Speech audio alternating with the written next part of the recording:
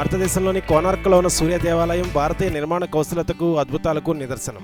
ఈ క్షేత్రం చంద్రభాగ నదీ తీరాన ఉంది. ఈ దేవాలయాన్ని మ్యాగ్నెటైట్ లాంటి రాళ్లతో నిర్మించారు. అవన్నీ ఒక క్రమపద్ధతిలో ఒకదాని మీదుగా ఒకటి అమర్చడం వలన సూర్యదేవుని విగ్రహం గాలిలో తేలి ఉండి వీక్షకులకు సంభ్రమాచారాలను లోటు చేస్తుంది. ఈ ఆలయం మాత్రమే కాక ఈ ఆలయం ముఖద్వారం కూడా ఎంతో విలువైనది. ఈ ముఖద్వార గోపుర నిర్మాణానికి ఉపయోగించిన రాళ్లు ఎంత శక్తివంతమైనవంటే ఆ ఆలయం దగ్గరలో తిరిగే హెలికాప్టర్లను సైతం ఆకర్షించగలిగే అంత శక్తివంతమైనవట. దాని గొప్పతనాన్ని చూసిన ఆంగ్లేయులు ఈ ముఖద్వార డోమును పరీక్షల నిమిత్తం ఇంగ్లాండ్కు తీసుకుని పోయారని ఒక కథనం. ఈ క్షేత్రంలో సూర్యభగవానుడు 24 చక్రాలతో 7 అశ్వాలతో లాగబడిన రథం మీద ఉన్నట్లుగా ఉంటుంది.